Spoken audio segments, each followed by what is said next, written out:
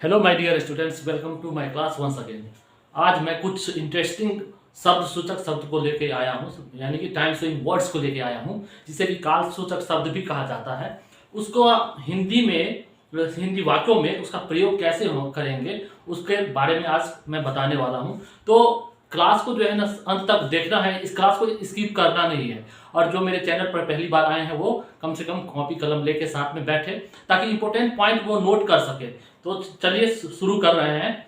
Time showing words. तो ये time showing words क्या होता है? टाइम शोइंग वर्ड्स उसे कहा जाता है जो हमें समय का बोध करवाता है, जो हमें वाक्य में समय का बोध करवाता है, उसको टाइम शोइंग वर्ड्स कहते हैं, या काल सूचक शब्द कहते हैं, समय बोधक शब्द कहते हैं। तो वो टाइम शोइंग वर्ड्स कौन कौन से हैं उस पर ध्यान देंगे। जैसे पहला इन है, within, at, on, before, from, to, till, until, for, since, how long, so long as long as, about, by, when, while, whenever, etc. और टाइम सेविंग वर्ड्स हैं। इतना इसमें एडजस्ट हो रहा था तो मैंने लिख दिया है। तो इसमें से कुल 10 वर्ड्स का प्रयोग जो है ना वाक्य में कैसे करेंगे, तो वो आज मैं उसका यूज बता दूंगा नेक्स्ट क्लास में। तो देख रहे हैं, सबसे पहला वर्ड है टिल। टिल का अर्थ होता है जब तक या तब तक। तो इसको सेंटेंस में कैसे यूज करेंगे? तुम उसके आने तक इंतजार करो, तुम उसके आने तक इंतजार करो, यानी यू वेट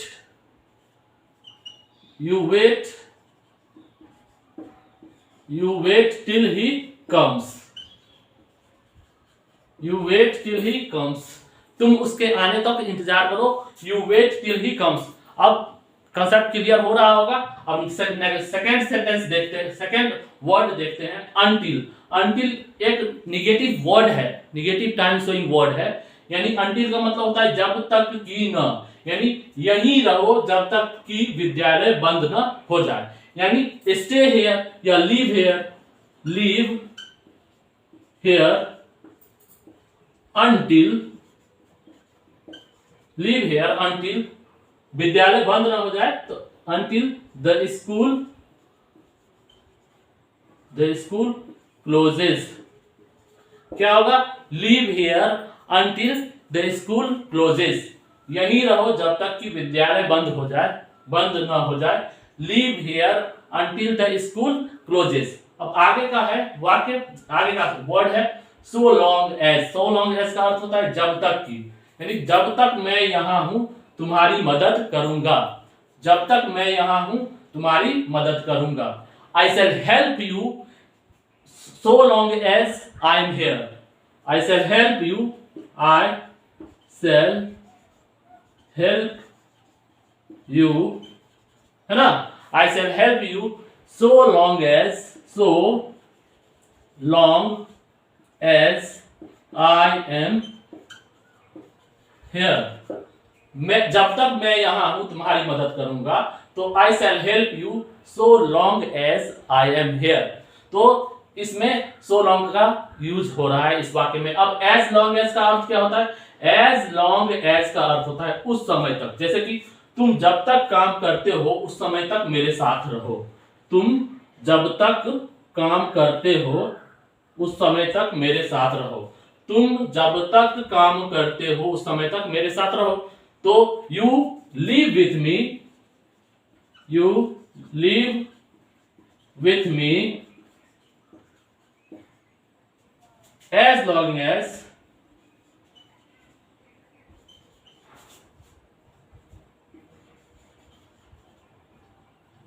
you work। तुम जब तक काम करते हो है ना उस समय तक मेरे साथ रहो। तो you live with me as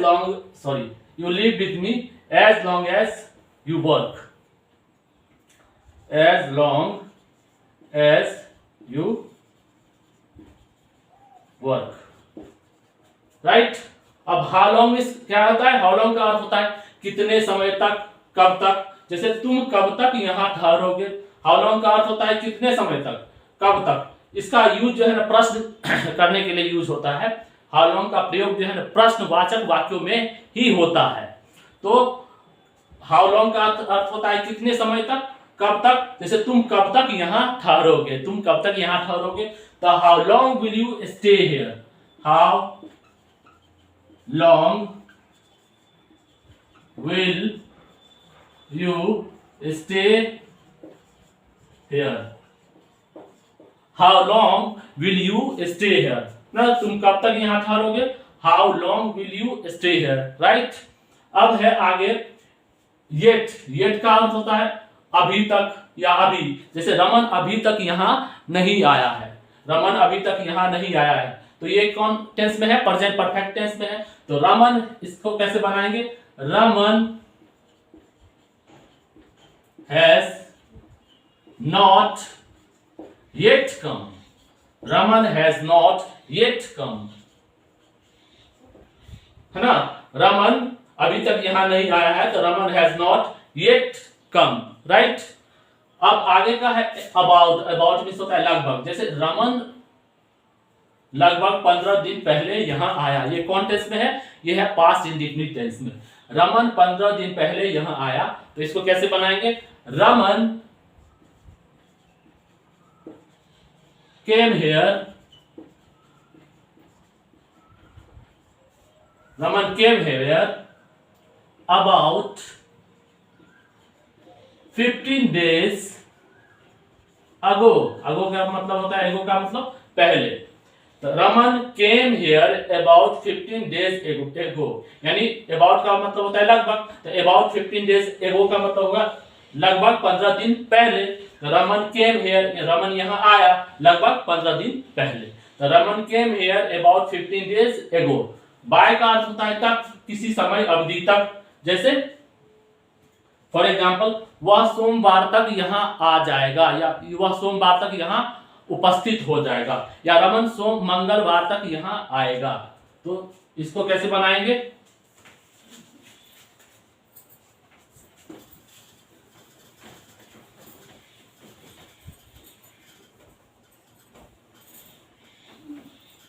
bye का प्रयोग कैसे करेंगे। जैसे रमन 15 सोमवार तक यहां आएगा, यहां आएगा। तो इसको कैसे बनेगा, इसमें बाय का प्रयोग कैसे हो गया, रमन विल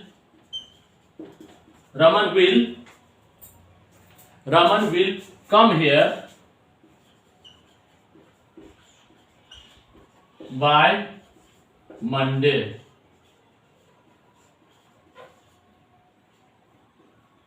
है ना। Raman will come here by Monday, है ना, रमन सोमवार तक यहां आएगा, ठीक। अब आगे का वर्ड है वेनेवर। वेनेवर का मतलब होता है जब भी, जब कभी भी। जैसे जब कभी भी तुम यहां आओ मुझसे मिलो, एग्जाम्पल इसको देखेंगे, जब कभी भी तुम यहां आओ, जब कभी भी तुम यहां आओ,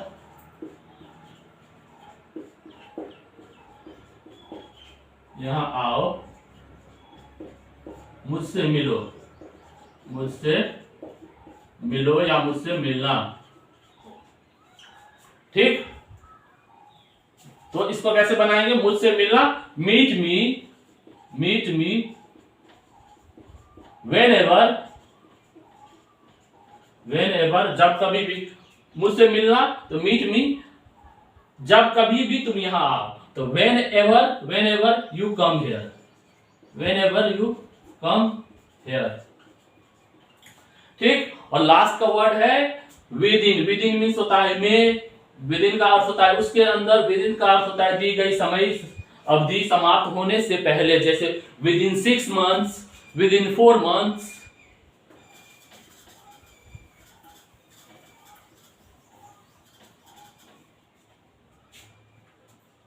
जैसे for example with in 6 months, within 4 months, within 4 months।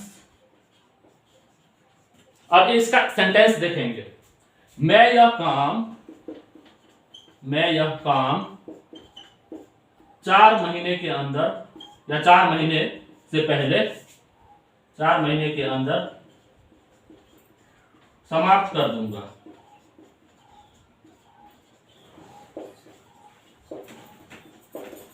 तो इसको कैसे बनाएंगे, I will finish this work,